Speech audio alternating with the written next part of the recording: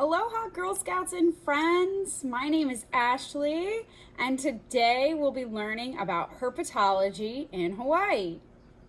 Do you know what herpetology is? It's my favorite science. I'll give you a hint. It's the study of a certain group of animals, and those animals do not regulate their own body temperature. Any guesses?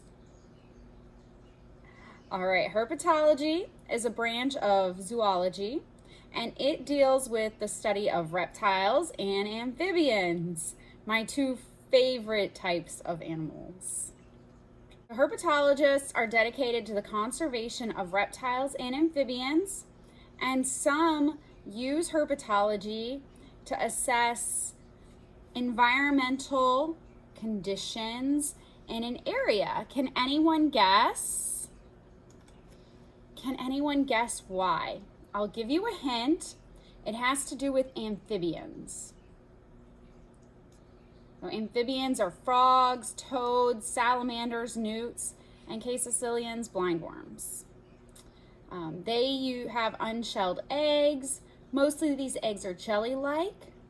They also have permeable skin, and these two characteristics make them indicator species. Indicator species are animals or plants that can tell us about the levels of pollution in an area. If frogs in one area start disappearing, it usually means something in their environment is not right. And having permeable skin and more delicate eggs means they are susceptible to pollution. And herpetologists study both reptiles and amphibians. And I actually took herpetology classes in college, and I loved it. I got to take 3 trips during spring break in college to go catch reptiles and amphibians in different places across the United States. My first year we went to South Carolina, and I got to hold an alligator at the Savannah Riverside Ecology Lab. It was so cool. I also found a pygmy rattlesnake, which was the highlight of all of my trips. They're teeny tiny, and they're really hard to find, and I searched and found one. It was so cool. Those trips were so much fun, and I got to see places across the U.S. that I had not been to before, and I also got to see animals I had not seen before. But today, we're going to focus on reptiles that are native to the waters of Hawaii. What's really crazy about living here is that there are no native land reptiles. This doesn't mean that Hawaii doesn't have any reptiles, though. Can you guess? Can you think of a native reptile that lives here? I'm dressed like I'm gonna go out and see one in my swim gear. Sea turtles! Hawaii is so isolated that terrestrial reptiles and amphibians were not able to get here.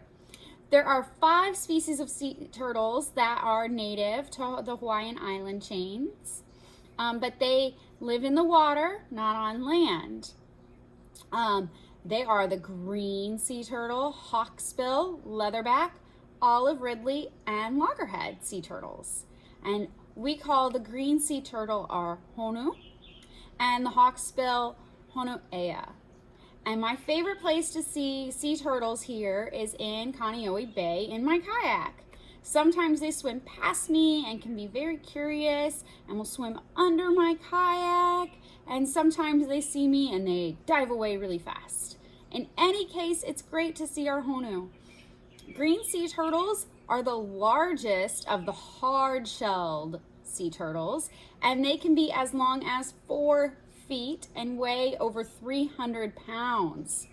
Hawaiian green sea turtles are the most common sea turtle here in Hawaii, and our adult honu spend their days munching on seagrass and are herbivores. But the young green sea turtles will also eat crabs, sponges, and jellyfish. I wish they'd eat a lot of jellyfish. I always get stung. And then the hawksbill sea turtles, they eat both plants and animals, making them omnivores. And they like to eat mollusks and marine algae sea urchins, small fish, jellyfish, and crustaceans. The shape of their mouth and their sharp beaks help them reach food in small holes and crevices in coral reefs. And all sea turtles are listed as endangered species in the United States. And that means it is a federal offense to harm or touch or harass sea turtles. You should never ever touch a sea turtle. And getting too close to sea turtles can also get you in trouble and stress them out.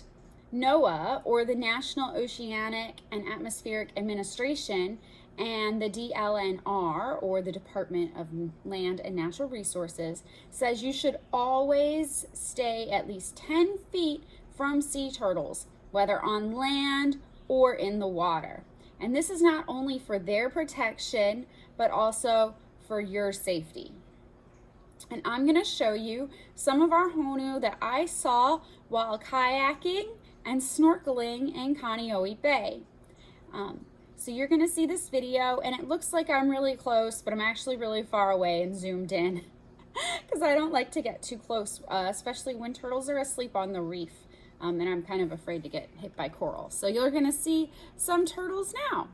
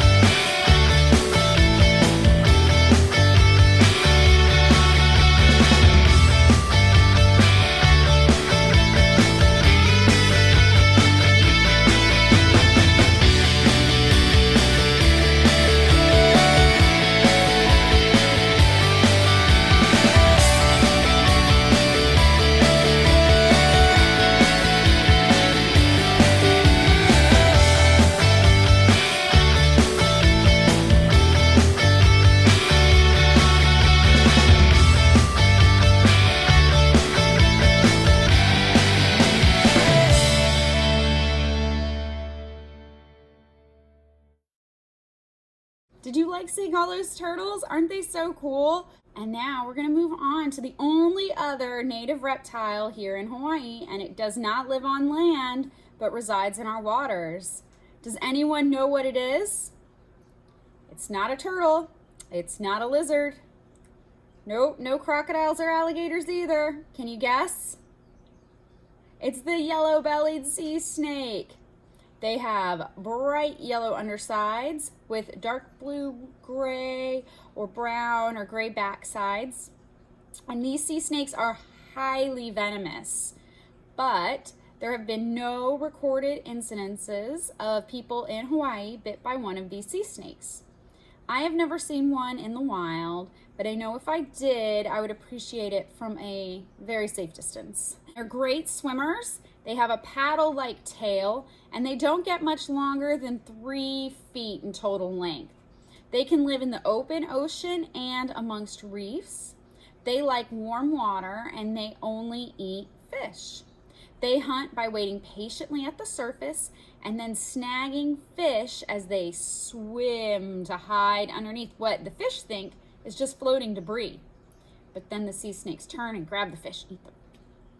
And these sea snakes do not lay eggs. Instead, the females give birth, and they usually have 2 to 6 babies who come out hungry, prepared to hunt, and ready to eat. And these sea snakes give birth in the water to their babies. They don't go up onto land. Now, yellow-bellied sea snakes are unique because they're the only sea snakes that live in the open ocean where it can be very deep.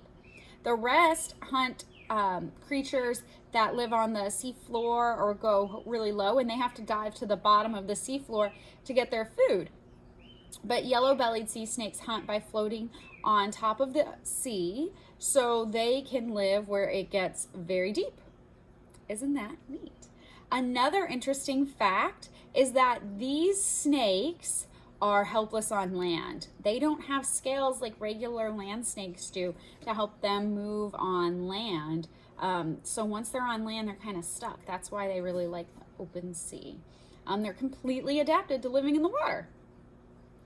This concludes our Herpetology in Hawaii lesson for the day. Next time, we're going to learn about our lizards that live here, and they are invasive. They were introduced. They're not native to Hawaii, but we're going to learn more about them next time. Until then, enjoy our honu, and if you see a yellow-bellied sea snake, appreciate it from afar.